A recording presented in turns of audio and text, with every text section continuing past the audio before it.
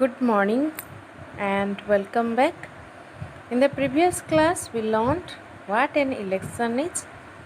So, today we are going to cover the topic election of a class leader.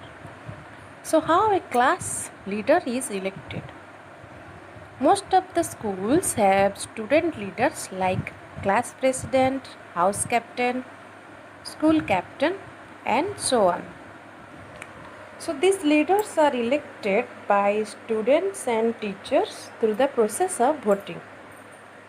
Students who can carry out responsibilities and duties are elected for these posts. So choosing a leader through election is a very fair process. So now we will discuss how class elections are held.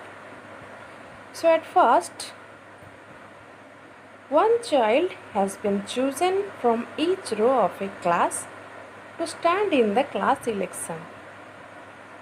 So now imagine that there are 4 rows in a class. So 4 children are chosen to stand in the election. So these children are known as candidates. So candidates are the people who compete in an election. So out of the 4 children, whoever gets higher number of votes will be elected to the post of class president. So first of all, the names of the candidates are written on the blackboard and each candidate gives short speech before the class election. The students listen carefully to the short speeches. So each candidate speaks about his or her plans for the class if he is elected. So this process is known as campaigning. So the actions or activities done to try to win an election are known as campaigning. Then the process of voting starts.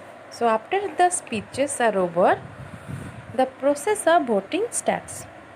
The teacher gives every student a slip of paper known as ballot paper. This ballot paper is a piece of paper that you write your choice of candidate on. Then each student writes the full name of the candidate of his choice on the ballot paper they want to vote. Then they fold the paper so that no one can see who the student has voted. So this is known as voting by secret ballot. So a system of voting in which votes are cast in secret is known as secret ballot. Then the students put the ballot papers into the ballot box one by one.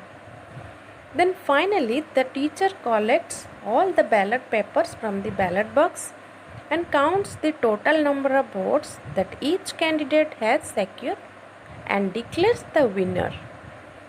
So the candidate who gets the maximum number of votes wins and become the class president. Then all the elected class leaders take an oath to be good leaders and perform their duty in loyalty in the presence of all students and teachers of the school. So we will discuss the duties of a class leader in the next class.